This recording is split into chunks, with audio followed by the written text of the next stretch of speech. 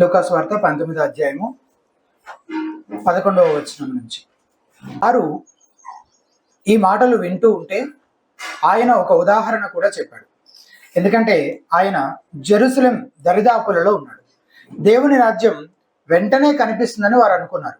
అందుచేత ఆయన ఇలా అన్నాడు, గొప్ప వంశానికి చెందిన మనుషుడు ఒకడు తన కోసం ఒక రాజ్యాన్ని స్వీకరించి తిరిగి రావడానికి దూరదేశానికి ప్రయాణం కట్టాడు. మొదట తన దాసులను 10 మందిని పిలిచి వారికి 10 బంగారు నాణ్యాలు ఇచ్చాడు. నేను తిరిగి వచ్చేంత వరకు దీనితో వ్యాపారం చేయండి అని వారితో చెప్పాడు. అయితే అతని పౌరులకు అతనంటే ద్వేషం కనుక ఈ వ్యక్తి మా మీద పరిపాలించడం మాకు ఇష్టం లేదు అంటూ అతని వెనుక రాయబారం పంపారు.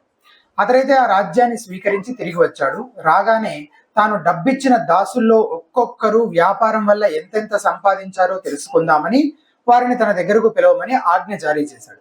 మొదటివాడు వచ్చి, యజమాని, మీ నాణ్యం 10 నాణ్యాలు సంపాదించింది అన్నాడు.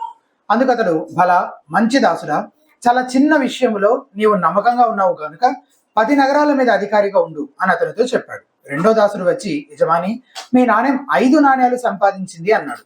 అతడు, నీవు 5 నగరాల మీద అధికారిగా ఉండు అని అతనితో కూడా చెప్పాడు. అప్పుడు మరో దాసుడు వచ్చి ఇలా అన్నాడు, యజమాని, ఇదిగో మీ నాణ్యం, దీనిని గుడ్డలో కట్టి ఉంచాను. ఎందుకంటే మీరంటే నాకు భయం. మీరు కఠినులు, మీరు పెట్టనిది తీసుకుంటారు, వెదజల్లనిది కోస్తారు. అందుకతడు అతనితో, చెడ్డదాసుడా, నీ సొంత నోట నుండి వచ్చిన దాని ప్రకారమే నీకు తీర్పు తీరుస్తాను. నేను కఠినుణ్ణి, పెట్టనిది తీసుకుంటాను, వెదజల్లనిది కోస్తాను అని నీకు తెలుసు అంటున్నావు కదా. అలాంటప్పుడు నీవు నా డబ్బు సావుకారుల దగ్గర ఎందుకు పెట్టలేదు? అలా పెట్టి ఉంటే నేను వచ్చి నా డబ్బు వడ్డీతో కూడా తీసుకుని ఉండేవాడిని. అప్పుడు అతడు దగ్గర నిలిచిన వారితో, ఈ బంగారు నాణ్యం వీడి దగ్గర నుండి తీసివేసి 10 నాణ్యాలు ఉన్న వాని చేతికి ఇవ్వండి అన్నాడు. అతనితో వారు, యజమాని, అతనికి 10 నాణ్యాలు ఉన్నాయే అన్నాడు. అందుకు అతడు, మీతో నేను అంటున్నాను, కలిగి ఉన్న ప్రతి వ్యక్తికి ఇంకా ఇవ్వడం, లేని వ్యక్తి నుంచి అతనికి ఉన్నది కూడా తీసివేయడం జరుగుతుంది. మరో మాట, నేను తమ మీద పరిపాలించడం ఇష్టం లేని నా పగవారిని ఇక్కడికి తీసుకొని వచ్చి నా ఎదుటే వారిని చంపండి. ప్రార్థన చేసుకున్నాం. పరిశుద్ర మహోన్నత దయగల తండ్రి, ఇప్పుడు మేము చదివిన ఈ లేఖన భాగంలో మీరు మాకు నేర్పించిన ఉద్దేశించిన సంగతులన్నీ మేము జాగ్రత్తగా పరిశీలించి గ్రహించలాగున మీరే మాకు బోధించమని, సహాయించమని మెట్టుకు నన్ను కూడా మీరు జ్ఞాపకం చేసుకొని కృప చూపించమని యేసు నామమున స్తుతించి ప్రార్థించి పెట్టుకుంటున్నాము తండ్రి. చిన్నప్పుడు మా టీచర్లు స్లిప్ టెస్ట్లను పెట్టేవాళ్ళు. మన మధ్యలో ఒక టీచర్లు ఉన్నారు, పెడుతుంటారు అప్పుడప్పుడు కదా.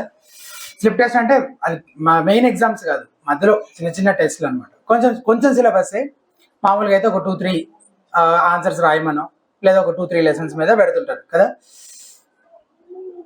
అప్పటికప్పుడే మా టీచర్లు అయితే అప్పటికప్పుడే దిద్ది అప్పటికప్పుడే పేపర్లు పంచి ఎవరికి ఇవ్వాల్సిన వాళ్ళకి ఇచ్చేసేవాళ్ళు కూడా. అమ్మాయిలకైతే చేతుల పైన, అబ్బాయిలకైతే వెనకాల.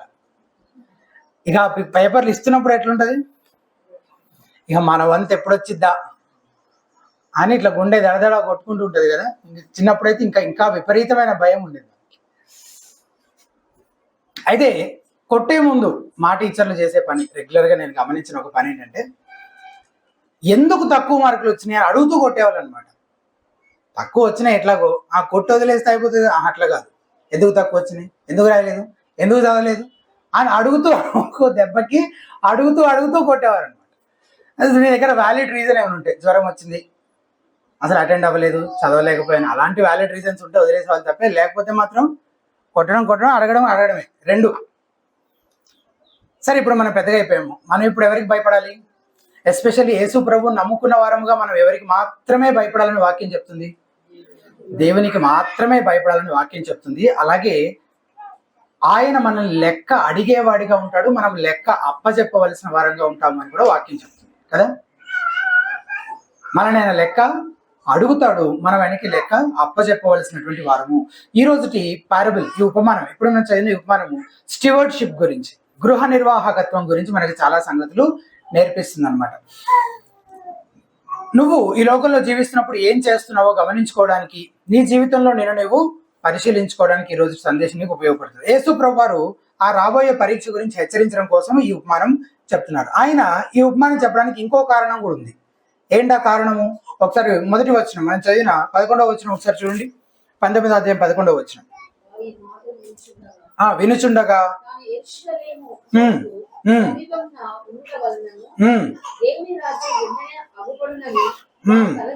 వెంటనే అగపడునని.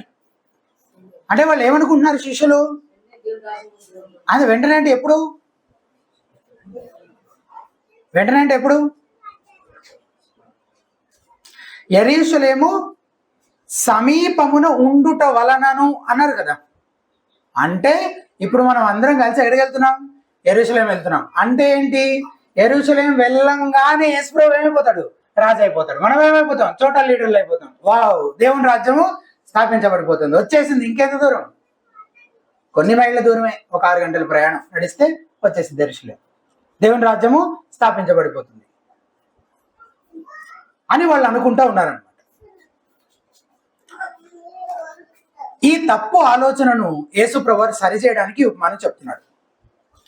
ఆయన ఇప్పుడు శ్రమపడి మరణించి తిరిగి లేచి పరలోకానికి ఆరోహణమై చాలా సంవత్సరాల తర్వాత మళ్ళీ తిరిగి వస్తాడు అనమాట. ఆ చాలా సంవత్సరాలు అంటే మినిమం ఎన్ని సంవత్సరాలు?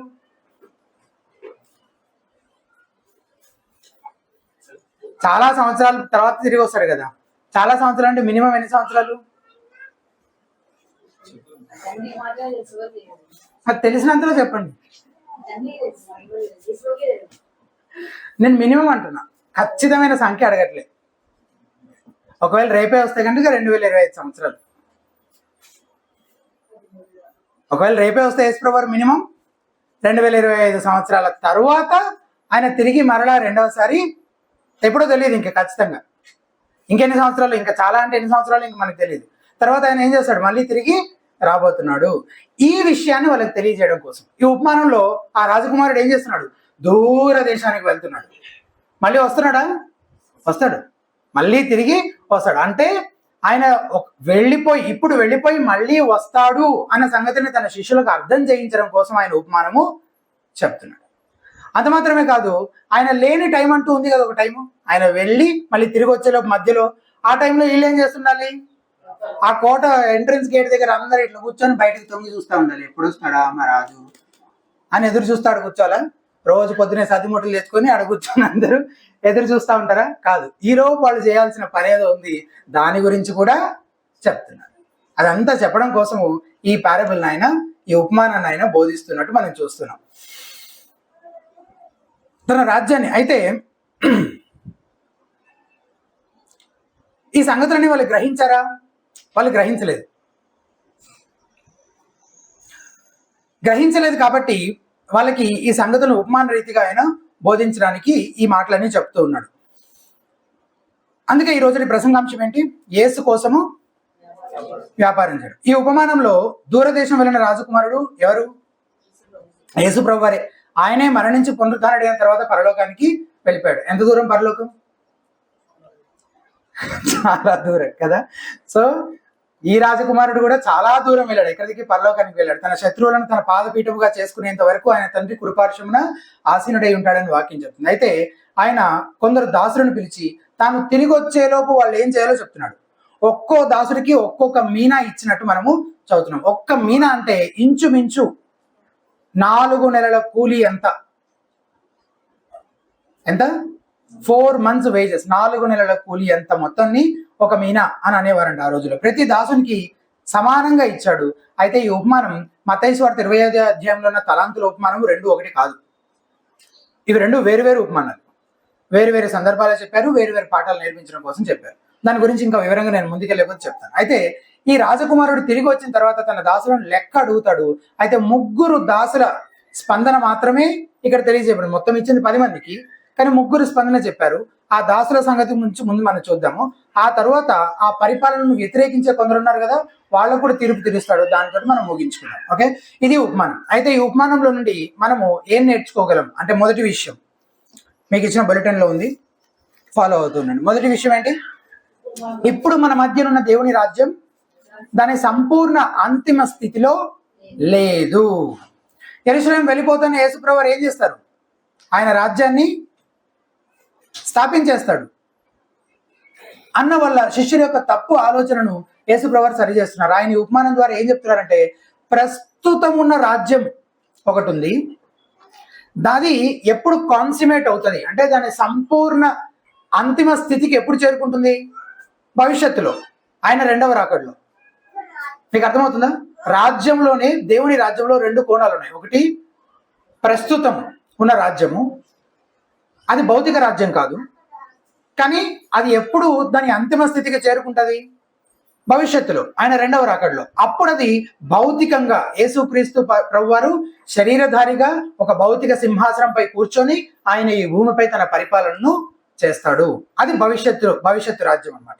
ప్రస్తుత రాజ్యం గురించి ఇప్పటికే చాలాసార్లు యేసుప్రభువారు చెప్పారు. కొన్ని ఎగ్జాంపుల్ చెప్తాను నేను. 11:20 మీరు తీయద్దు. నిశ్చయముగా దేవుని రాజ్యం మీ యొద్దకు వచ్చి ఉన్నది. అంటే దేవుని రాజ్యం ఎక్కడుంది? 17:21 కూడా అది చెప్తాడు. ఇదిగో దేవుని రాజ్యం మీ మధ్యనే ఉన్నది. అంటే మనం ఆల్రెడీ మన మధ్యనే ఉన్న దేవుని రాజ్యం ఒకటి ఉంది. అదే దాని యొక్క సంపూర్ణ స్థితిలో ఫిజికల్ గా, ఒక ఫిజికల్ కింగ్డమ్ గా కూడా ఏం చేయబడుతుంది? రాబోతోంది, స్థాపించబడబోతోంది. అదెప్పుడు? భవిష్యత్తులో జరుగుతుంది. ఎప్పుడు ప్రారంభమైంది, ఇప్పుడు దాంట్లోకి మనం అందరం చేర్చబడుతూ ఉన్నాం. దాని యొక్క ఫిజికల్ ఫుల్ఫిల్మెంట్ ఎప్పుడు జరుగుతుంది? ఆయన రెండవ రాకడలో జరుగుతుంది. అయితే దానికి ఏం పడుతుంది? సమయం పడుతుంది. ఈ విషయం శిష్యులకు అర్థమవుతుందా? అర్థం కావట్లేదు. ఆయన చనిపోయి పునరుద్ధరణైన తర్వాత కూడా వాళ్ళు ఏం అడుగుతున్నారు? ఆల్రెడీ చనిపోయాడు, పునరుద్ధరణ అయిపోయాడు. తర్వాత వాళ్ళు ఏం అడుగుతున్నారు? అపోస్తుల కార్యాల గ్రంథం 1:6 తీసి చూడండి. యాక్ట్స్ 1:6, అపోస్తుల కార్యాల గ్రంథం 1:6.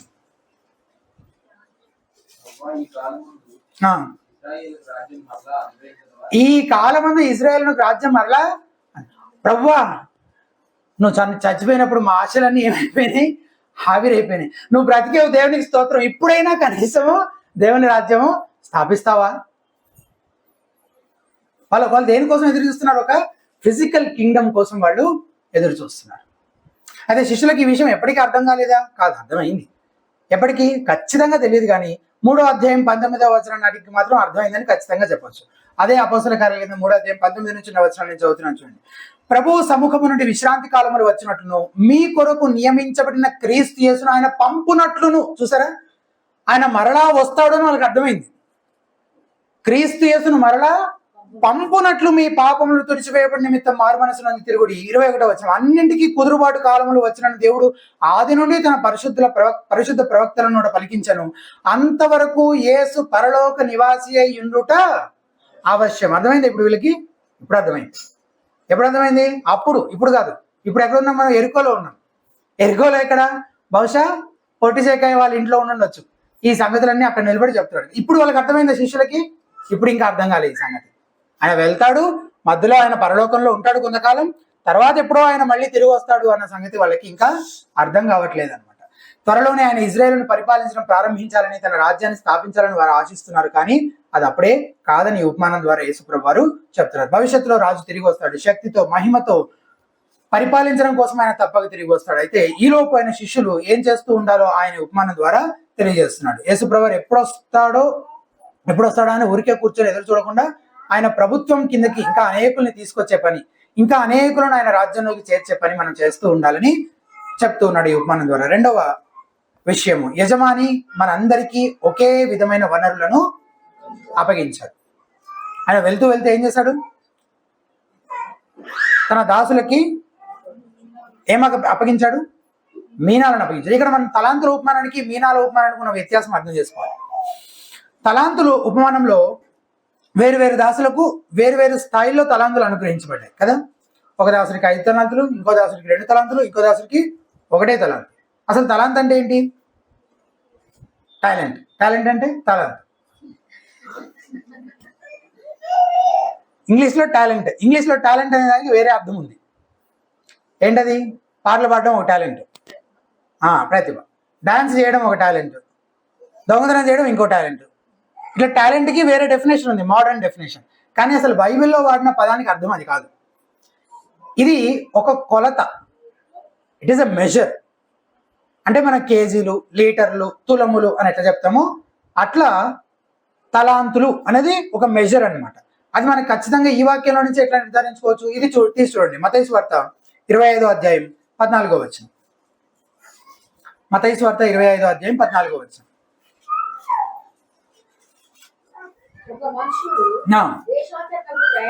దేశాంతరమునకు ప్రయాణమై పిలిచి తన తలాంతులను కాదు, ఆస్తిని తలాంతుల కొలత చొప్పున తూకం తూచి ఇస్తున్నాడు అనమాట. సో దట్స్ ఎ మెజర్ తలాంతులు అనేది. ఓకే, ఏమిస్తున్నాడు యాక్చువల్గా? ఏమిస్తున్నాడు? ఆస్తిని ఇస్తున్నాడు, తన ఆస్తిని వారికి ఇస్తున్నాడు. అలాగే ఈ తలాంతులు ఇంకా దేన్ని సూచిస్తున్నాయి అనే దాని గురించి ఆలోచిస్తే, ఒక తలాంత్ యాక్చువల్గా ఇందాక నేను మీనాల గురించి చెప్పాను కదా. ఒక మీనా అంటే 4 నెలల కూలి అని చెప్పాను కదా. ఒక తలాంత్ అంటే 60 మీనాలు అంట. అట్లా లెక్క పెడితే అది 20 సంవత్సరాల కూలి. సో దాని మెజర్లో కూడా చాలా వ్యత్యాసం ఉంది కదా. సరే, ఇందుకే ఈ తలాంతులు దేన్ని సూచిస్తున్నాయని ఒకసారి ఆలోచిద్దాం. 15వ వచనం, అదే అధ్యాయం 15వ వచనం చూడండి ఒకసారి. అతడు ఒకనికి 5, ఒకనికి 2, ఒకటి 1, ఎవని సామర్థ్యం చొప్పున వానికి ఇచ్చి. ఇక్కడ ఆగండి, ఎవని సామర్థ్యం చొప్పున వానికి ఇచ్చి. సామర్థ్యం చొప్పున ఏమిస్తున్నాడంట అంటే తలాంతులే సామర్థ్యం కాదు. మీకు అర్థమైంది కదా, తలాంతే సామర్థ్యం కాదు. అంటే తలాంతు వేరే దేన్నో సూచిస్తూ ఉండాలి. దేన్ని సూచిస్తూ ఉండాలి?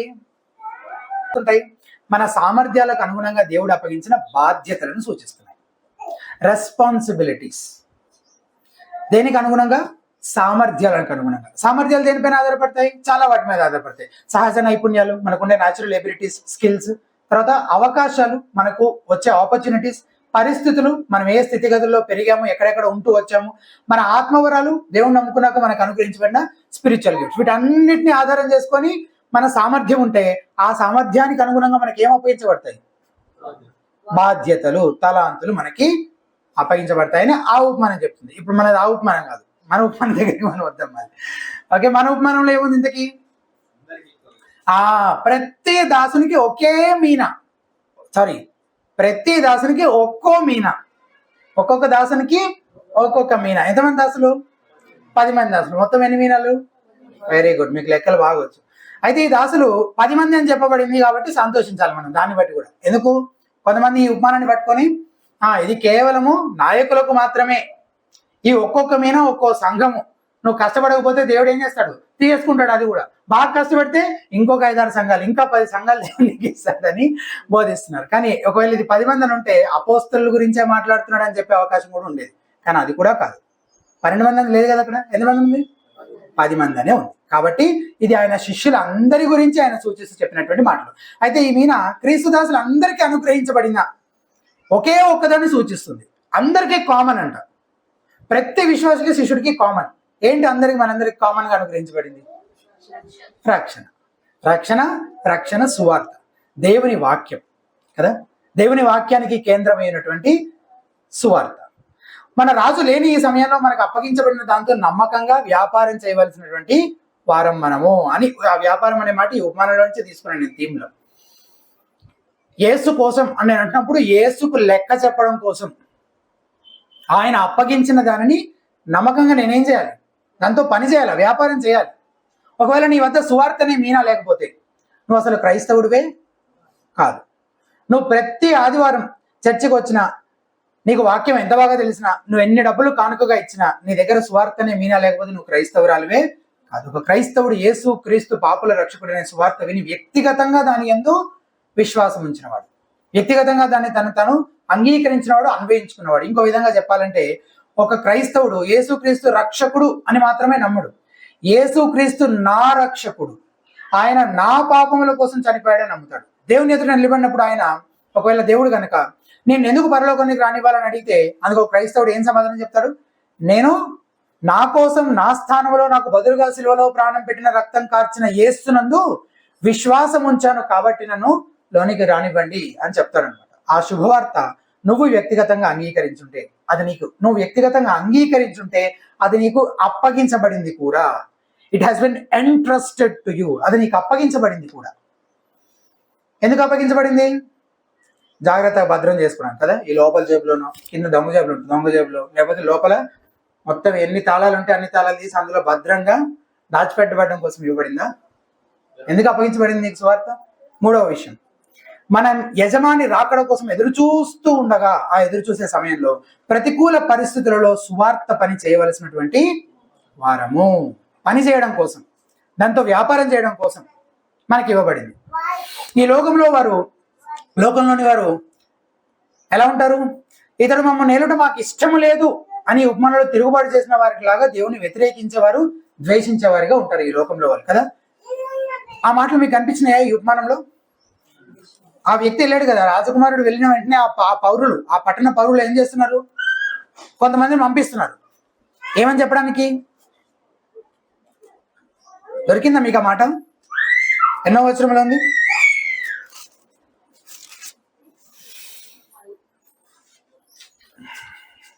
14వ వచనం చూస్తున్నారు అందరూ? 14వ వచనం. అతని పట్టణస్థులు అతని ద్వేషించి ఇతడు మమ్ము నేలుట మాకు ఇష్టం లేదని అతని వెనుక రాయబారము పంపిరి. ఈ మాటలు, ఈ ఉపమానం ఒక చారిత్రక ఘట్టంతో సరిగ్గా సరిపోతుందని పండితులు చెప్తారు. ఏంటి ఆ చారిత్రక ఘట్టము? క్రీస్తు పూర్వం 4వ సంవత్సరం 4 BCలో హేరోడ్ ద గ్రేట్, హేరోద్ అనే రాజు, అంటే యేసు ప్రభు వారిని చంపాలని చూశాడు కదా పుట్టిన వెంటనే, ఆ హేరోద్ అతను చచ్చిపోయాడు ఆ సంవత్సరంలో. అతని గురించి కాదు నేను చెప్పాలనుకుంది. అతని 9 కొడుకులు ఉన్నారు. ఆ 9 కొడుకుల్లో 9 కొడుకులకి అతని రాజ్యం తర్వాత ఏమవుతుంది? వారసత్వంగా వెళ్ళిపోయింది అనమాట. అందుకే దాన్ని హెరోడియన్ డైనాసిటీ అని అన్నారు. ఆ 9 కొడుకుల్లో ఒక కొడుకు పేరు ఆర్కెలోస్. ఈ ఆర్కెలోస్ అనే అతనికి ఈ యూదయ ప్రాంతం దక్కిందనమాట పరిపాలించడానికి. అతని వంతు, అతని భాగంగా ఈ యూదయ ప్రాంతం దొరికింది. అయితే హేరోదు చనిపోయిన కొన్ని నెలలకే అతను యెరూషలేములో పస్కా పండుగ జరుగుతుంటే ఎక్కడెక్కడి నుంచో యూదులందరూ ఆ యెరూషలేంకి వస్తే ఆ యెరూషలేములో కారణం నాకు క్లియర్గా తెలీదు, 3000 మంది యూదుల్ని చంపేశాడు. అన్ని వేల మందిని చంపడం వల్ల, 3000 మందిని చంపడం వల్ల అసలు ఆ పస్కాని ఆచరించకుండా మొత్తం యూదులందరూ ఎటు వాళ్ళు అటు చెదిరిపోతారు అనమాట ఆ సంవత్సరం. దీని తర్వాత ఇప్పుడు అధికారికంగా ఆర్కెలాస్ రాజు కావాల్సి ఉంది. దానికి ఆలస్యం ఎందుకు ఇంత లేట్ అవుతుంది అని అంటే, మొత్తం ఈ డైనాసిటీ అంతా, ఈ రాజ్యం అంతా కూడా రోమా ప్రభుత్వం కింద, అధికారం కింద ఉంది. సో సీజర్ అగస్టస్ రోమ్లో ఉంటాడు. అక్కడికి ఆర్కెలాస్ వెళ్ళి అధికారిక ధృవీకరణ పొంది అప్పుడు వచ్చి పరిపాలించాలి. సో ఇప్పుడు ఆర్కెలాస్ ఏం చేస్తున్నాడు? రోమ్ బయలుదేరాడు సీజర్ అగస్టస్ని కలవడానికి. ఈ ఉపమానంలో ఎవరు బయలుదేరారు? రాజకుమారుడు బయలుదేరాడు దూరదేశానికి వెళ్ళాడు. వెళ్తుంటే వెనకాల వీళ్ళు ఏం చేస్తున్నారు? రాయబారం పంపిస్తున్నట్టుగా ఇక్కడ కొంతమందిని మనం చూసాం. ఇతడు మమ్మల్ని నేలుట మాకు ఇష్టం లేదు. అప్పుడున్న యూదులు కూడా ఒక 50 మంది, దాదాపుగా ఒక 50 మందిని ఏర్పరచుకొని, ఆర్కెలాస్ మా పైన పరిపాలన చేయడం మాకు ఇష్టం లేదు, ఎందుకంటే తన సొంత ప్రజలతో ఇంత క్రూరంగా వ్యవహరిస్తున్నాడు ఇతను అని చెప్పి ఆ 50 మందిని ఏం చేశారు?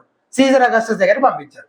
అతను వినలేదు, వీళ్ళ మాటలు వినకుండా ఇతని రాజును చేయలేదు, కానీ చతుర్థాధిపతిగా, టెట్రార్క్గా, ఒక గవర్నర్ లాంటి పోస్టులో నియమించాడు అనమాట. తర్వాత ఆ పోస్ట్ కూడా ఊడిపోతుంది, అది వేరే విషయం. కానీ అప్పుడు అతను తిరిగి వచ్చిన తర్వాత మళ్ళీ తిరిగి వచ్చాడు ఆర్కెలాస్. ఎట్లాగా? ఈ రాజకుమారుడు తిరిగి వచ్చినట్టుగా తిరిగి వచ్చి ఇదే యెరికో పట్టణం, ఇప్పుడు యేసుప్రభువు ఎక్కడ నిలబడి ఈ ఉపమానం చెప్తున్నాడో అదే యెరికో పట్టణంలో ఒక అందమైన ప్యాలెస్ నిర్మించుకొని అక్కడి నుంచే తన పరిపాలన కొనసాగించాడు. అంటే ఈ స్టోరీ అంతా ఎవరికి బాగా తెలిసి ఉంటుంది? ఆ యెరికో పట్టణంలో ఉన్న ప్రజలందరికీ బాగా తెలిసి ఉంటుంది. సో వాళ్ళు ఈజీగా రిలేట్ అవ్వగలుగుతారు కూడా కదా. అండ్ ఇప్పుడు దీన్ని ఉపయోగించుకొని యేసుప్రభువు వారు తన రాజ్యానికి సంబంధించిన సంగతులు చెప్తున్నాడు. ఆయన కూడా ఎక్కడికి వెళ్తున్నాడు? దూరదేశానికి వెళ్తున్నాడు.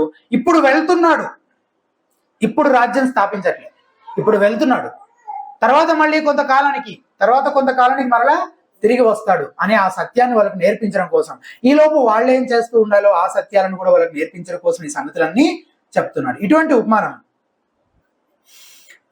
ఇప్పుడు శిష్యులకు చెప్తున్నాడు. ఈ ఉపమానంలో ఇతడు మమ్మల్ని నేలుట నాకు ఇష్టం లేదు అని ఈ మాటలు యాక్చువల్గా యేసుప్రభువు వారి విషయంలో కూడా నెరవేరింది.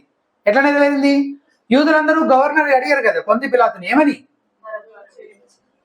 యోహాను సువార్త 19:15 నేను చదువుతున్నాను, వినండి. అందుకు వారు ఇతనిని సంహరించుము, సిలువ వేయము అని కేకలు వేసింది. పిలాతు, మీ రాజును సిలువ వేయుదురా? పిలాతు ఏమని అడుగుతున్నాడు?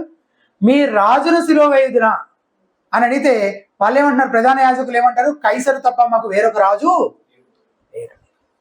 అయితే ఈ రోజుల్లో ఈ సంగతులు మనకు అన్వయించుకోవాలంటే ఇటువంటి వారు ఈ రోజుల్లో కూడా ఉన్నారు. మనము దుష్ట లోకంలో, పాపపు లోకంలో జీవిస్తున్నాం. దేవునికి వ్యతిరేకంగా తిరుగుబాటు చేసే వారి మధ్య జీవిస్తున్నాం. యేసు ప్రభువును తృణీకరించి ఆయన అపహాస్యం చేసి అవమానించే వారి మధ్య మనం బ్రతుకుతున్నాం. ఇటువంటి ప్రజల మధ్య మనం సువార్త వ్యాపారం చేయాలి. సువార్త వ్యాపారం అంటే ఏంటి? సువార్తను అమ్ముకొని డబ్బులు సంపాదించుకోవడం కాదు. కల్వరి సతీష్ కుమార్ లాగా ఒక్క ఎగ్జాంపుల్ చెప్పాలంటే అందరికి బాగా తెలుసు కాబట్టి దాని గురించి మాట్లాడట్లేదు. అట్లా సువార్తని వ్యాపారంగా డబ్బులు సంపాదించుకోవడం కోసం చేసేవాళ్ళు ఉంటారు అని వాక్యం ఎప్పుడోనే చెప్పిందన్న సంగతి నేను పోయిన వారం అంతకు ముందు వారం మీకు వచనాలు కూడా తీసి చూపించాను కదా. దాని గురించి చెప్పట్లేదు నేను. దాన్ని వ్యక్తులకు ప్రకటించడం ద్వారా వారి జీవితాల్లో అది పనిచేసేలా చేసి తద్వారా దాన్ని మల్టిప్లై చేయాలి. అది నీ ఒక్కడి దగ్గరే దాచుకుంటే చాలు. నీకులాగా ఇంకొక 10 మంది దగ్గర అది ఉండేలాగా నువ్వు దాన్ని ఏం చేయాలి? పంచిపెట్టాలి. ప్రకటన ద్వారా, నీ బ్రతుకు ద్వారా. ఈ ఉపమానంలో మనకు బోధించబడిన మరో విషయం ఏంటంటే శక్తి సువార్తలోనే ఉంది కానీ సువార్తికునిలో లేదు. ఈ దాసులు ఏమంటున్నారు? లెక్క అప్పచెప్పమని ఆయన పిలిచొక్కో దాసుని అడుగుతుంటే, అయ్యా మీ మీనాలను మా గొప్ప తెలివితేటలతో, మా గొప్ప వ్యాపార కిటుకులతో, మా అనుభవాన్ని అంతా రంగరించి ఇంతగా మేము వృద్ధి చేశాము అని చెప్తున్నారు వాళ్ళు. అదేనా వాళ్ళు చెప్పింది? అది కాదు. ఫాలో అవుతున్న వాళ్ళు తల అడ్డం కూపుతున్నారు, అవలేని వాళ్ళు అలా చూస్తున్నారు. 16వ వచనం చూడండి. మొదటివాడు ఆయన ఏమంటున్నాడు? ఎదుటికి వచ్చి, అయ్యా మీ మీనా వలన 10 మీనాలు లభించనని చెప్పగా. 18వ వచనం. అంతలో రెండవ వాడు వచ్చి, అయ్యా మీ మీనా వలన 5 మీనాలు లభించిన. శక్తి ఆ మీనాలోనే ఉంది, దాసులలో కాదు. అలాగే శక్తి సువార్తలోనే ఉంది, సువార్తికునిలో కాదు. దేవుడే తన వాక్కు ద్వారా తన శక్తివంతమైన కార్యాన్ని జరిగిస్తాడు. దీని అంతటిని బట్టి తలెత్తే ప్రశ్న, ఇంతకీ నువ్వు నీ యజమాని నీకు అప్పగించిన ఆ సువార్తతో వ్యాపారం చేస్తున్నావా? ఆ పని చేస్తున్నావా? ఆయన ప్రతి విశ్వాసికి సువార్తను అప్పగించి నేను వచ్చే వరకు వ్యాపారం చేయడని వారితో చెప్పాను. నువ్వు నీ యజమాని అప్పగించిన సువార్తతో వ్యాపారం చేస్తున్నావు. అనేకులను రక్షకుడైన క్రీస్తు రాజ్యంలోనికి ఆయన ప్రభుత్వం కిందకి తీసుకురావడం కొరకు సువార్త ప్రకటిస్తున్నావా? ఈ ఉపమానం ద్వారా యేసుప్రభువు అడగాలనుకున్న ప్రశ్న ఇదే. ఒకవేళ నువ్వు ఒక స్వార్థ వ్యాపారిగా చూసుకోలేకపోతే అప్పుడు నువ్వు నీ యజమాని నీకు అప్పగించిందని ఎట్లా వృద్ధి చేస్తావు? ఇంకా ఆ పని చేయకుండా నువ్వు దాన్ని వృద్ధి ఎట్లా చేస్తావు? చేయలేవు. ఇంకా నీకు అప్పగించబడింది అంతవరకు నీ దగ్గర ఉండిపోతుంది. ఇంకా అంతే. ఇంకా అంతకు మించి నువ్వు దాంతో ఏమీ చేయలేవు. ఒకవేళ నువ్వు దాంతో యేసుప్రభువు చెప్తున్న ఈ వ్యాపారం నువ్వు చేయకపోతే, ఈ పని సువార్తను ప్రకటించే పని నువ్వు దానికి పూనుకోకపోతే. అపోస్తలుడైన పౌలు తన జీవితం యొక్క గురి ఏంటో చెప్తూ కొరింథీయులకు రాసిన మొదటి పత్రిక 9:23 ఈ మాటలు చెప్తున్నాడు. 9:23 నేను సువార్తలో వారితో పాలివాడనగుటకై దాని కొరకే సమస్తమును చేయుచున్నాను. దేని కొరకు? సువార్త కోసం. I do all things for the sake of the gospel. సువార్త కోసమే అన్ని. కేవలం పౌలు అపోస్తలులు మాత్రమే కాదు, ప్రతి విశ్వాసి సువార్త కోసమే బ్రతకాలి. సువార్త ప్రకటించడమే అతని జీవిత లక్ష్యం అయి ఉండాలి. దానికోసమే మిగిలిన పనులన్నీ చేయాలి. మనం ఈ స్వార్థ వ్యాపారంలో ఉన్నామని గుర్తుంచుకోవాలి. యేసు తన ఆస్తిని మనకు అప్పగించాడు. ఆయన మనతో లేని ఈ కాలంలో మనకు అప్పగించబడిన దాన్ని వాడి మంచి లాభాలు సంపాదించాలి. ఒకవేళ మనం ఈ విధంగా ఆలోచించట్లేదంటే, ఎంతసేపు నేను పొందుకున్న మీనాన్ని నా దగ్గరే పెట్టుకొని జాగ్రత్తగా దాని గురించి నేను ఏమీ పని చేయకుండా, దాన్ని వృద్ధి చేయకుండా, ఇంకొక నలుగురిని 4 ఆత్మల్ని ప్రభు కోసం సంపాదించకుండా ఇలాగే నేను ఉండిపోతాను అనే ఆలోచన నీకుంటే అలా ఆలోచించడానికి వీల్లేదు. మన ఆలోచన మార్చుకోవాలి. ఎందుకు అనంటే, 4వ విషయం, యజమాని తిరిగి వచ్చినప్పుడు మనం అందరం మన పని గురించి లెక్క అప్పగించడానికి ఏం చేయబడతాం? సో ఆ రోజు ఒకటి ఉంది. అప్పుడు మనం ఏం చేయాలి? లెక్క అప్పచెప్పాలి. కాబట్టి నేను ఇట్లాంటి తప్పు ఆలోచనతో నేను ఉండిపోతాను అని అంటే కుదరదు. ప్రభువు రావడం ఆలస్యం అవ్వచ్చేమో, కానీ రావడం మాత్రం ఖచ్చితంగా వస్తాడు. ఆలస్యం అవుతుందంటే ఆయన రాడని అనుకోవద్దు. ఆయన తిరిగి వచ్చినప్పుడు ఒక రాజుగా తన సంపూర్ణ మహిమతో శక్తితో ఆయన తిరిగి వస్తాడు. అలాగే ఆయన తన దాసులను పిలిచి ఏం చేస్తాడు? లెక్క అడుగుతాడు. తాను లేనప్పుడు వారు చేసిన వ్యాపారం గురించి లెక్క అడుగుతాడు. అలాగే తన శత్రువులను తెప్పించి వాళ్ళని తన సమక్షంలోనే వాళ్ళకి మరణ శిక్ష విధిస్తాడు. అయితే 3 రకాల ప్రజలు, 3 రకాల స్పందనలు, 3 రకాల ప్రజలు కనిపిస్తున్నారు. ఆ 3 రకాల స్పందనలు మనకు కనిపిస్తున్నాయి. అవి ఒక్కొక్కటిగా చూసుకుంటే మనం ముగించుకోవచ్చు. మొదటిగా, యేసు కోసం ఎవరైతే వ్యాపారం చేశారో వారు వారి నమ్మకత్వానికి తగిన విధంగా బహుమానం పొందుకున్నారు. నిజంగా నమ్మకంగా వ్యాపారం చేసిన వాళ్ళు ఎవరు? ముగ్గురు దాసులు. మొత్తం 10 మంది. కానీ యాక్చువల్గా ఇక్కడ మనకి తెలియజేయబడింది ఎంతమంది గురించి? 3 గురించే. ఆ 3లో ఎంతమంది నిజాయితీగా నమ్మకంగా వ్యాపారం చేశారు? 2. సో ఆ 2 ఈ ఫస్ట్ కేటగిరీ పీపుల్ కిందకి వస్తారనమాట. వాళ్ళ స్పందన ఎట్లాంటిది అంటే, యేసు కోసం వాళ్ళు ఎవరైతే వ్యాపారం చేశారో వారు వారి నమ్మకత్వానికి తగిన విధంగా బహుమానము పొందుకుంటారు. బహుమానం అనే పదం గురించి ఒక మాట చెప్పాలి. పుట్టినరోజు ఎవరైనా పుట్టినరోజు జరుపుకుంటున్నారు అనుకో, మనం ఏం తీసుకెళ్తాం? గిఫ్ట్ తీసుకెళ్తాం. తెలుగులో బహుమానం. ఏదైనా పరుగు పందెం పోటీ పెట్టారనుకోండి, కన్సిస్టెంట్ గా మనం పరుగు పందెం పోటీని వాడదాం. పరుగు పందాలు పెట్టారు, అందులో గెలిచారు, గెలిచిన వారికి ఏమిస్తారు? బహుమానమే ఇస్తారు, ప్రైజ్ లేదా బహుమానం అని ఇస్తారు. కానీ తెలుగులో బహుమానమే, అది బహుమానమే, ఇది కూడా బహుమానమే. బట్ గిఫ్ట్ వేరు, రివార్డ్ వేరు, లేదా ప్రైజ్ వేరు. దాని ఆ రెండింటికి మధ్య వ్యత్యాసం ఉంది కదా. రివార్డ్ కి గిఫ్ట్ కి వ్యత్యాసం ఉంది. గిఫ్ట్ అంటే స్వతహాగా మనందరం మనం ఇచ్చేది, వాళ్ళ దగ్గర డబ్బులు వసూలు చేయం మనం ఇచ్చిన తర్వాత కదా. రివార్డ్ అంటే రివార్డ్ కూడా ఊరికే ఇస్తారా? పరుగు పందులో గెలిచిన వాళ్ళందరికీ రివార్డ్ ఇస్తే ఎట్లుంటది? అర్థం ఉంటుంది దానితో, అర్థం ఉంటుంది కదా. నిజంగా గెలిచిన వారికి, కష్టపడి ప్రయాసపడిన వాళ్ళకి ఇచ్చేది రివార్డ్. సో ఇక్కడ నేను బహుమానం అనే పదం వాడుతున్నప్పుడల్లా త్రూ అవుట్ మీరు దాన్ని రివార్డ్ అని గుర్తుపెట్టుకోండి, అది గిఫ్ట్ కాదు. ఓకేనా? ఇక్కడ ఈ ముగ్గురు దాసుల్లో ఇద్దరు మంచి దాసులు, మూడవ వాడు చెడ్డ దాసుడు. మొదటిగా మనం మంచి దాసులు, మంచిగా నమ్మకంగా పనిచేసిన ఇద్దరు దాసుల గురించి ఆలోచిస్తే, వీరిద్దరూ యజమాని తమకు అప్పగించిన దానితో మంచిగా వ్యాపారం చేసి మంచి లాభాలు సంపాదించారు. ఒక మీనాన్ని ఎన్ని మీనాలు చేశాడు? 10 మీనాలు. రెండవ వాడు ఒక మీనాన్ని ఎన్ని మీనాలు చేశాడు? 5 మీనాలు చేశాడు. అయితే ఈ మాటలను అక్షర భావంలో తీసుకోవద్దు. 10 మీనాలు చేశాడు కాబట్టి నేను 10 మందిని యేసుక్రీస్తు కోసం సంపాదిస్తాను అని అనుకోవద్దు కదా. ఇంకొక వ్యక్తి 5 మీనాలు సంపాదించాడు కాబట్టి 5గురు నేను రక్షణలోకి నడిపిస్తే సరిపోతుందని అనుకోవద్దు. వాళ్ళకి అప్పగించిన దాన్ని చక్కగా వృద్ధి చేశారు అనే దాని భావం, అంతవరకు అర్థం చేసుకోవాలి. అలాగే యజమాని మొదటి వాడిని మెచ్చుకుంటూ ఏమంటున్నాడు 17వ వచనంలో? బలా మంచి దాసుడా, నీవు ఈ కొంచెములో నమ్మకంగా ఉంటివి గనక 10 పట్టణాల మీద అధికారిపై ఉండు అని వానితో చెప్పాను. ఎందుకు 10 పట్టణాలు?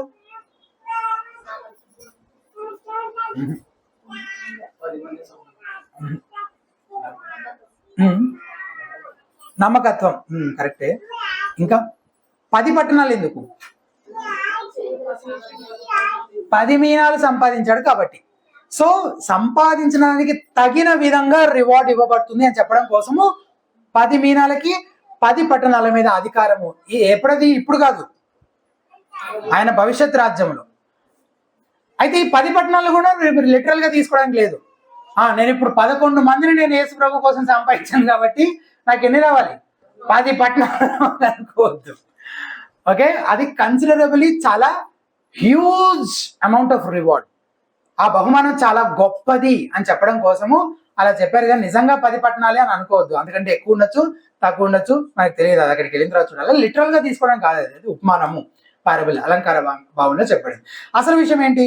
యజమాని అనుగ్రహించిన మీనాతో ఎవరైతే బాధ్యతాయుతంగా వ్యాపారం చేస్తారో వారికి భవిష్యత్ రాజ్యంలో ఎన్నో రెట్లు ఎక్కువ బహుమానాలు అనుగ్రహించబడతాయి. ఈ దాసుడు కొంచెంలో నమ్మకంగా ఉన్నాడు కాబట్టి ఎక్కువలో కూడా నమ్మకంగా ఉంటాడని చెప్పి అతనికి ఎక్కువ అనుగ్రహించబడుతుంది.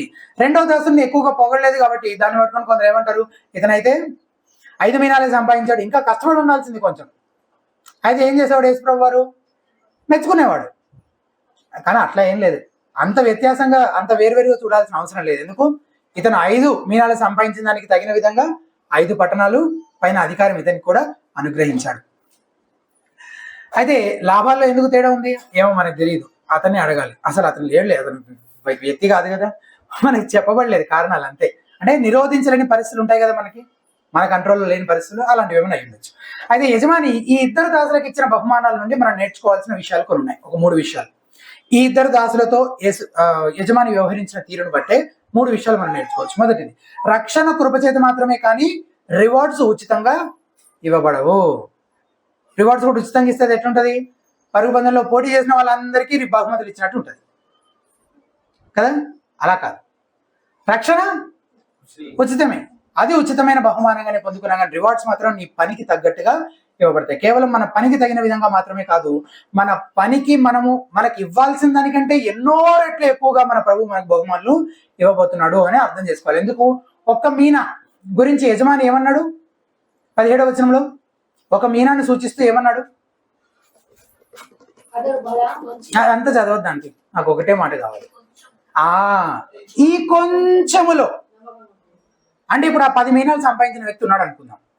అతను సంపాదించిన ప్రతి ఒక్క మీనా తీసుకుంటే ఒక మీనా దాని గురించి యేసుప్రభు ఏమంటారు? కొంచెం అంటున్నారు. కానీ ఈ కొంచెం సంపాదించినందుకు ఆ ఒక్క మీనాకి యేసుప్రభు అక్కడ ఏమిస్తానంటున్నారు?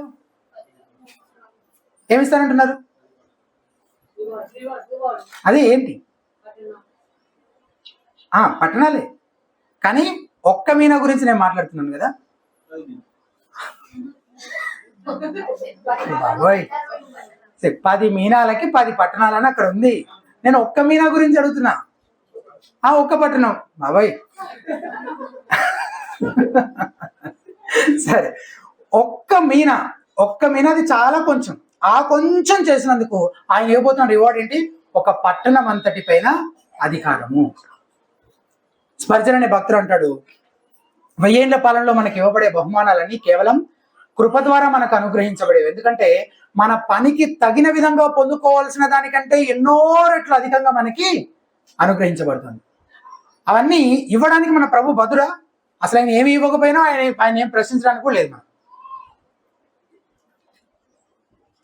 ఎందుకంటే మనం ఆయనకి కట్టు బానిసలము కాబట్టి తన దాసులకు అనుగ్రహించేవన్నీ కేవలం తన పొంగి పొరలే కృపను బట్టి ఆయన అనుగ్రహిస్తున్నాడు అని అంటాడు అనమాట స్పర్జన్ అనే భక్తుడు.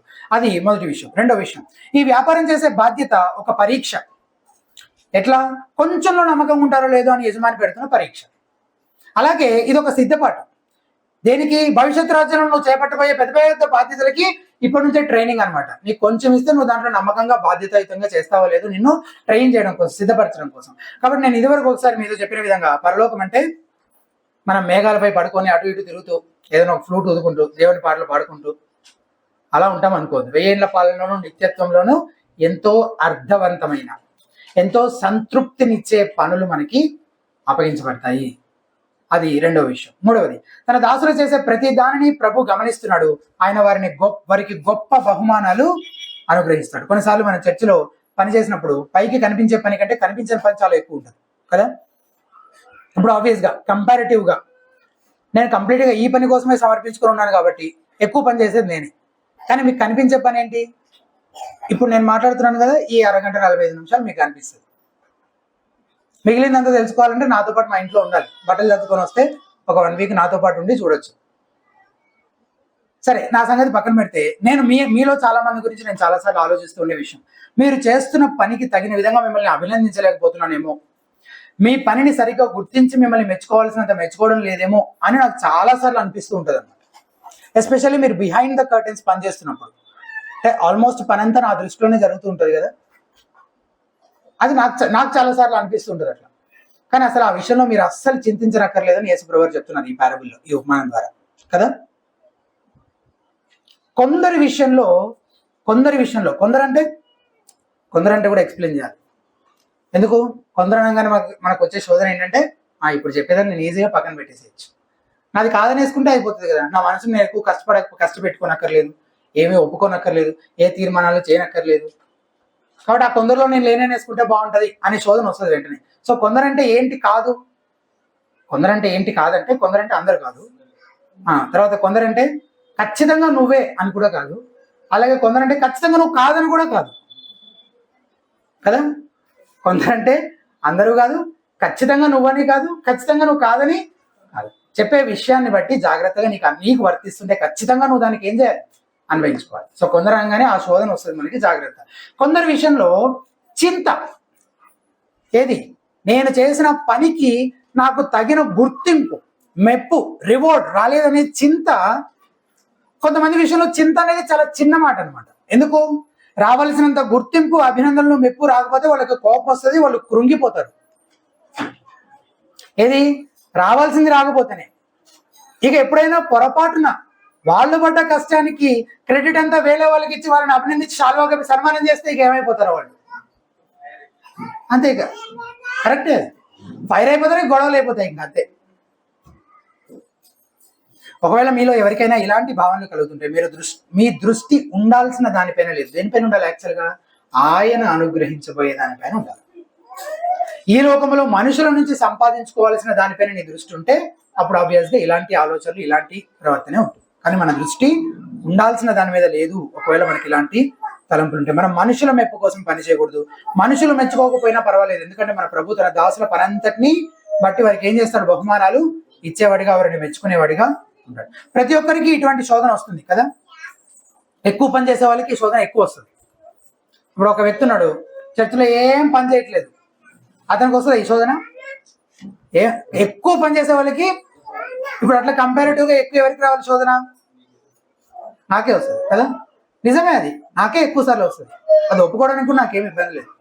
అండ్ అది వచ్చినప్పుడల్లా నాకు నేను చెప్పుకునే విషయం ఏంటో ఒక 2 విషయాలు చెప్తాను నేను. ఒకటి, నేను నా ప్రభువుకు కట్టు బానిసను, ఐఎమ్ ఏ బాండ్ సర్వెంట్. ఆయన నాకు చేసిన దానికి కృతజ్ఞతగా, ఇన్ గ్రాటిట్యూడ్ నేను ఈ పని అంతా చేస్తున్నాను. నేను చేయవలసిందే చేస్తున్నాను కాబట్టి నన్ను ఎవరు మెచ్చుకోవాల్సిన అవసరమే లేదు. అది మొదటిది. రెండవది, ప్రభునందు నా ప్రయాస ఎన్నిటికీ వ్యర్థం కాదు. ఒక రోజున నా ప్రభు నన్ను ఏమని అభినందించడం కోసం నేను ఈ పని అంతా చేస్తున్నాను, బడా మంచి దాసుడు, ఆయన మెచ్చుకుంటే చాలు, మిగిలినంతా బోనస్. ఇంకా మిగిలిన రివార్డ్స్ అన్ని బోనస్. నేను దేనికోసం ప్రయాసపడుతున్నాను? ఆయన మెప్పు కోసం, అంతే. బలా మంచి దాసుడా అని ఆయన ఒక మాట చెప్తే చాలు. ఇక దానికి అదనంగా ఆయన ఇచ్చే బహుమానం అంతా ఆయన అత్యధికమైన కృపకు నిదర్శనం, అంతే. ఇది మొదటి స్పందన. రెండవ రకమైన స్పందన ఏంటి? యేసు కోసం ఎవరైతే వ్యాపారం చెయ్యరో వాళ్ళ దగ్గర ఉన్నది కూడా తీసివేయబడుతుంది. మొదటి 2 దాసులు యజమాని ఇచ్చిన దాంతో చక్కగా వ్యాపారం చేసి లాభం సంపాదించారు. 3వ వాడు చక్కగా దాన్ని రుమాల్లో ఖర్చీపులో చుట్టి భద్రంగా దాచిపెట్టారు. యజమాని రాగానే, అయ్యా ఇదిగో మీ మీనా అని ఆ ఒక్క మీనా, యజమాని ఇచ్చిన మీనా తిరిగి అతనికే ఇచ్చేస్తున్నాడు. పైగా ఎందుకు అట్లా చేశాడో కారణం కూడా చెప్తున్నాడు. 21వ వచనం నుంచి చూడండి ఒకసారి. ఆ వచనాలు చదివేస్తే అర్థమైపోతాయి మనకి విషయాలు. 21వ వచనం, నీవు పెట్టని దానిని ఎత్తుకొని వాడవును, విత్తని దానిని కోయి వాడవును అయిన కఠినుడవు గనుక నీకు భయపడి దీనిని రుమాలను కట్టి ఉంచుతునని చెప్పాను. అందుకు యజమానుడు ఏమంటున్నాడు? అందుకు అతడు, చెడ్డదాసుడా, నీ నోటి మాటను బట్టి నీకు తీర్పు తీరుస్తాను. నేను పెట్టని దానిని ఎత్తువాడను, విత్తని దానిని కోయి వాడను అయిన కఠినుడని నీకు తెలిసి ఉండగా, నీకు నా గురించి అంత బాగా తెలిస్తే, నిజంగానే నీకు నా గురించి అంత బాగా తెలుసుంటే మరి కనీసము 23వ వచనం, నీవెందుకు నా సొమ్ము సావుకారుల దగ్గర ఉంచలేదు? అట్లా చేసి ఉండాల నేను వచ్చి వడ్డీతో దాన్ని తీసుకుందనే. నిజంగానే నువ్వు నాకు అంత భయపడ్డావా? అంత భయపడుంటే నన్ను ఎందుకు గుడ్డలో చుట్టూ అట్లా పెట్టావు? కనీసం ఏ సావుకారు దగ్గర వదిలేసినా, బ్యాంకులో వదిలేసినా ఏమయ్యేది? నేను వచ్చి తిరిగి వడ్డీ తీసుకునేవాడిని కదా. అలాగే ఆ దాసుని తీర్పు తీరుస్తేమన్నాడు 24వ వచనం, వీని వద్ద నుండి ఆ మీనా తీసివేసి 10 మీనాలు గలవానికి ఈవిడని దగ్గర నిలిచిన వారితో చెప్పాను. 25వ వచనం, అక్కడ చుట్టూ ఉన్న వాళ్ళు ఏమంటున్నారు? అయ్యా మనకి 10 మీనాలు ఆల్రెడీ ఉన్నాయి కదా. 26వ వచనం, అందుకు అతడు, కలిగిన ప్రతివానికి ఇవ్వబడినంటే ఇంకా ఎక్కువ ఇవ్వబడును, లేని వాని యొద్ద నుండి కలిగినది తీసివేయబడినని మీతో చెప్పుచున్నాను. ఎవరైతే తమను తాము నమ్మకస్తులుగా కనపరుచుకుంటారో వారి నమ్మకత్వానికి తగిన విధంగా వారికి ఇంకా ఎక్కువ అవకాశాలు ఇవ్వబడతాయి. ఎవరైతే అపనమ్మకస్తులుగా కనపరుచుకుంటారో వారి దగ్గర నుంచి ఉన్నవి కూడా తీసివేయబడతాయి. అయితే ఇప్పుడు అసలు ప్రశ్న, ఇంతకీ ఈ అపనమ్మకస్తులైన దాసుడు ఇతను విశ్వాసేనా? బైబిల్లో ఒక 2 రకాల పరిస్థితులు చదువుతాం మనం. ఈ రెండిట్లో ఏది ఇతనికి వర్తిస్తుందో మీరు చెప్పండి. ఫస్ట్ది, విశ్వాసే కానీ బహుమానాలు ఏమీ ఉండవు ఇతనికి. కేవలం అగ్నిలో నుంచి తప్పించబడినట్టు వచ్చి పరలోకంలో పడ్డాడు అంతే. ఇతనికి బహుమానాలు ఉండవు కానీ రక్షించబడ్డాడు యాక్చువల్గా. అది మొదటిది. లేక ఇతను నోటితో నేను దేవుణ్ణి ఎరిగినవానే చెప్పుకుంటున్నాడు కానీ తన క్రియలతో ఆయన ఎరగనన్నట్టే ఉన్నాడు. దీని గురించి కూడా ఒక రిఫరెన్స్ ఉంది. తీతుకు రాసిన 1:16 వచనం, దేవుని ఎరుగుదమని వారు చెప్పుకుంటారు నోటితో, కానీ అసహ్యులను, అవిధేయులను, ప్రతి సత్కార్యం విషయం భ్రష్టులనై ఉండి తమ క్రియల వలన ఆయనను ఎరుగమన్నట్టున్నారు. నోటితో ఏమో ఆయన ఎరుగుదామని చెప్పుకుంటున్నారు కానీ తమ క్రియలతోనేమో ఎరగమన్నట్టున్నారు. ఇప్పుడు చెప్పండి, అంటే వీళ్ళు విశ్వాసులు కాదన్నట్టు. ఇప్పుడు చెప్పండి, విశ్వాసులా కాదా? కాదు. ఎందుకు? ఎందుకంటే వీళ్ళు నోటితోటి క్రియలతోటి ఆయన ఎరగమన్నట్టే ప్రవర్తిస్తున్నారు. యజమాని గురించి వాళ్ళు అన్న వాటిలేంటి? 21వ వచనం, పెట్టని దానిని ఎత్తుకుని వాడవు, విత్తని దానిని కోయువాడవునైన కఠినుడవు నీవు. ఖచ్చితంగా మన ప్రభు ఇట్లాంటి వాడైతే కాదు. మొదటి 2 దాసులతో ఆయన వ్యవహరించిన తీరు చూస్తే కూడా తెలిసిపోతుంది ఆయన ఎలాంటి వాడు. కాబట్టి ఈ 3వ దాసుడు ఎవరిని సూచిస్తున్నాడు? సంఘములోనే ఉంటూ. ఎక్కడున్నాడు ఈ దాసుడు? ఆ దాసుల 10 మందిలోనే ఉన్నాడు. సంఘములోనే ఉంటూ సువార్త తెలుసు, యేసు ప్రభు నా రక్షకుడు అని చెప్పుకుంటూ ఆయన రాజ్య వ్యాప్తి గురించి, ప్రభు ఉద్దేశాల గురించి ఏమాత్రం చింత లేనివాడు, సువార్త ప్రకటన పట్ల ఏమాత్రం శ్రద్ధ లేనివారు, ఏమాత్రం ఆసక్తి లేనివారు, ఇలాంటి వాళ్ళు మన మధ్య కూడా ఉన్నారు. ఇప్పుడు నువ్వు నీ కోసం బతుకుతున్నావు, నీ పొట్ట కోసం, నీ భార్య కోసం, నీ భర్త కోసం, నీ పిల్లల కోసం, నీ తల్లిదండ్రుల కోసం, నీ పేరు ప్రఖ్యాతుల కోసం, అసలు ఆస్తులు సంపాదించుకోవడం కోసం, నిన్ను నువ్వు సుఖపెట్టుకోవడం కోసం నువ్వు ఒకవేళ బ్రతుకుతూ ఉంటే, దేవుని రాజ్య వ్యాప్తి కోసం నువ్వు ఏమాత్రం కష్టపడటం లేదు. యేసు ప్రభు ఈ లోకానికి ఏ మిషన్ పైన అయితే వచ్చాడో అది నీ మిషన్ కాకపోతే, నువ్వు సువార్త అనే వ్యాపారం చేయకపోతే, ఆ పని చేయకుండా ఉండడానికి నీ దగ్గర చాలా సాకులు జేబులో రెడీగా ఉండి అడిగిన వాళ్ళందరికీ వాటిని మాత్రమే పంచిపెడుతూ ఉండుంటే, అటువంటి వారంతా ఈ చెడ్డ దాసుని వంటి వారే. వాళ్ళు కేవలం వాళ్ళ నోటితో మేము దేవుని ఎరుగుదమని చెప్తున్నారు, కానీ వాళ్ళ క్రియలతోటి వాళ్ళు ఎరుగమన్నట్టే ఉన్నారు. ఇటువంటి స్థితిలో ఒకవేళ నువ్వు కూడా ఉంటే నిన్ను సరి చేసుకొని మారు మనసు పొందాలి. మూడవ రకమైన స్పందన, చివరిది. తిరుగుబాటుదారులు రాజుతో నిత్య వేర్పాటుకు గురి చేయబడడం ద్వారా శిక్షించబడతారు. 27వ వచనం, చివరి వచనం. మరియు నేను తమ్మును ఏలుటకు ఇష్టం లేని నా శత్రువులను ఇక్కడికి తీసుకుని వచ్చి నా ఎదుట సంహరించునని చెప్పాను. వీరు రాజును ఆయన పరిపాలన ఏం చేస్తున్నారు? వ్యతిరేకించారు. అయితే వారి తిరుగుబాటు ఆయన మరలా తిరిగి రాజుగా రావడాన్ని అడ్డుకోగలిగాయా? అడ్డుకోలేదు. ఆయన మళ్ళీ తిరిగి వచ్చాడు. ఈ ఉపమానంలో విధించబడిన శిక్ష మరణదండన కదా. కానీ యేసు ప్రభువారిని తృణీకరించిన వారికి పడబోయే ఆ నిత్య తీర్పుతో పోలిస్తే ఈ మరణ శిక్ష కూడా చాలా చిన్నదే. వాళ్ళు క్రీస్తుకి, ఈ లోకంలో ఉన్నప్పుడు వాళ్ళు క్రీస్తుకు దూరంగా ఉండాలనుకున్నారు, ఆయన తృణీకరించారు, ఆయన వద్దనుకున్నారు. కాబట్టి వాళ్ళు నిత్యత్వంలో కూడా ఏం చేయబడతారు? శాశ్వతంగా ఆయనకు దూరంగానే ఉంచబడతారు. మనుషులందరూ ఈ 3 రకాలకు చెందినవారు. మరి మనం ఇంతకీ ఏ కోవకు చెందిన వాళ్ళం? మనం ఏ కోవకు చెందిన వాళ్ళం? ఒకవేళ నువ్వు యేసుక్రీస్తును రాజుగా అంగీకరించకుండా, రక్షకుడిగా అంగీకరించకుండా ఆయన వ్యతిరేకంగా బాహాటంగా తిరుగుబాటు చేస్తూ ఉంటే, అటువంటి వారు మన మధ్య ఎవరు లేరని అనుకుంటున్నాను. ఒకవేళ ఉంటే నువ్వు వెంటనే మారు మనసు పొందాలని, త్వరలోనే రానయ్యున్నాడు. ఒకవేళ నువ్వు ఆయనను నమ్ముకోకపోతే నువ్వు ఆయన ఉగ్రతను ఎదుర్కోవాల్సి ఉంటుంది. అయితే రెండవ స్పందన ఏంటి? రెండవ గుంపు వారు ఏంటంటే ఈ 3వ దాసుడు లాగా వాళ్ళు మన మధ్యలోనే, అలాంటి వాళ్ళు మన మధ్యలోనే ఇప్పుడు చాలా మంది ఉన్నారు. కేవలం తమ నోటి మాటతో యేసుని ఎరుగుదమంటున్నారు, కానీ వాళ్ళ క్రియల్లో ఆయన్ని ఎరగమన్నట్టే ఉన్నారు. వాళ్ళకి ఇచ్చిన ఆ సువార్త అనే మీనం అది వాళ్ళ దగ్గరే ఉంది, వాళ్ళు ఎవ్వరికి పంచిపెట్టట్లేదు. అలాంటి వాళ్ళందరినీ యేసు ప్రభు ఏమంటున్నాడు? చెడ్డ దాసుడు అంటున్నాడు. వాళ్ళందరూ ఏం చేయబడతారు? అంత దినాన కటిక చీకట్లో, వెలుపల చీకట్లో పడవేయబడతారు తప్ప వాళ్ళకి ఇంకేమీ దక్కదు తీర్పు దినాన. ఒకవేళ నువ్వు ఆ మొదటి 2 దాసుల వంటి వాడివే అని అంటున్నట్లయితే, అప్పుడు నువ్వు కూడా సువార్తతో యజమాని అప్పగించిన వ్యాపారం చేయడం ఇప్పటికే మొదలు పెట్టి ఉండాలి. మరి మొదలు పెట్టావా? అది ఎంత నమ్మకంగా చేస్తున్నావు? ఒకవేళ నువ్వు ఆ పనిలో ఉంటే ఆయన తిరిగి వచ్చినప్పుడు నీకు గొప్ప ప్రతిఫలం, గ్రేట్ రివార్డ్ ఆయన ఇస్తాడు. ఒకసారి ఒక విక్లిఫ్ మిషనరీ, ఒక లేడీ భారతదేశానికి ఒక మారుమూల తెగ వారికి, ఒక ట్రైబల్ గ్రూప్ని రీచ్ అవ్వడానికని వచ్చి వాళ్ళ దగ్గరికి వెళ్ళి వాళ్ళకి సువార్త ప్రకటించారు. సువార్త ప్రకటించడమే కాదు, వారి భాషలో, అంటే వాళ్ళ ఆసక్తి కనపరుస్తున్న కొద్దీ వారి భాషలో బైబిల్ని తర్జుమా చేసే పనికి కూడా పూనుకుంది ఆవిడ. కంప్యూటర్ లేని ఆ కాలంలో బైబిల్లోని కొత్త నిబంధన మాత్రమే తర్జుమా చేయడానికి, ఆ భాషలో వాళ్ళ భాష నేర్చుకోవాలి, ట్రాన్స్లేట్ చేయాలి. అదంతా చేయడానికి ఆమెకి 20 సంవత్సరాలు పట్టిందంట.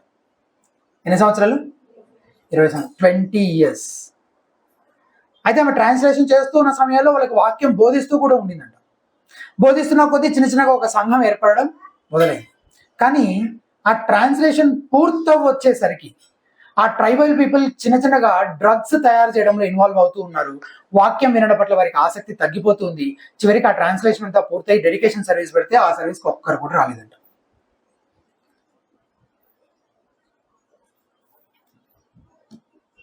తర్వాత కొన్ని సంవత్సరాల తర్వాత ఒకరోజు ఆమె ఆ సమయంలో మాత్రం ఆమె చాలా కోపం వచ్చింది, చాలా కృంగిపోయిందంట. ఎందుకంటే నేను నా జీవితంలో 20 సంవత్సరాలు వెచ్చించి ఎంతో కష్టపడి నేను బైబిల్ని వీళ్ళ భాషలో తర్జుమా చేశాను, కానీ ఇది వీళ్ళెవరికి అక్కర్లేదన్నట్టుగా వీళ్ళు ఇలా అయిపోయారేంటి అని ఆమె చాలా బాధపడింది. చాలా సంవత్సరాల అదంతా తన మైండ్లో ఉంది. కొన్ని సంవత్సరాల తర్వాత ఆమె ఒక కాన్ఫరెన్స్కి అటెండ్ అయితే అందులో వాక్య పరిచయం చేసిన ఆ వ్యక్తి అతను చెప్తున్న వాక్యం అంతా విని ఆమె రియలైజ్ అయింది ఒక విషయం గురించి. దాన్ని ఆమె మాటల్లో నేను ట్రాన్స్లేట్ చేసి మీకు చదివి వినిపిస్తున్నాను చూడండి. దేవుడు తన వాక్యం ద్వారా నా ఆత్మను కడిగాడు, నన్ను స్వస్థపరిచాడు, ఆయన కోణంలో నుండి ఈ విషయాలను చూడగలిగే విధంగా నా కళ్ళు తెరిచాడు. మేమేం చేశామో, దేని గురించి? ఆ మిషనరీ పరిచర్య గురించి. మేమేం చేశామో అది ఆయన కోసమే చేశామని నేను ఇప్పుడు గ్రహించగలుగుతున్నాను. మా ప్రయాస అంతా వ్యర్థమైపోలేదు, అది అర్థవంతమైనదే. ఎందుకంటే మేము దాన్ని ప్రభు కోసం చేశాము, మాకు బహుమానం ఇచ్చేది ఆయనే అని ఆమె రియలైజ్ అయినది. మన దృష్టి కూడా దేనిపైన ఉండాలి? ఆయన అనుగ్రహించే దానిపైన ఉండాలి. లోకం మనల్ని తిరస్కరిస్తుంది, మనం సువార్త సందేశాన్ని తృణీకరిస్తుంది, కానీ మనం దాన్ని మన ప్రభు కోసం చేస్తున్నాం. యేసు కోసం నమ్మకంగా వ్యాపారం చేసే వారు ఎవ్వరూ ఓడిపోరు. ఎందుకంటే ఆయన తిరిగి వచ్చినప్పుడు తన రాజ్యం కోసం కష్టపడిన దాసులకు వారు చేసిన సమస్తాన్ని బట్టి వారికి బహుమానాలు ఇవ్వబోతున్నాడు. కాబట్టి నమ్మకమైన దాసులుగా ఆయన అప్పగించిన దానితో యేసు కోసము వ్యాపారం చేసేవారుగా, పని చేసేవారంగా మనము ఉందాము. మంచి దాసుగా అని ఆయన చేత మెప్పు పొందడం కోసం మనం ప్రయాసపడదాం. ప్రార్థన చేసుకుందాం. దయచేసి తరలు వంచి ప్రార్థన ఏకీభవించండి.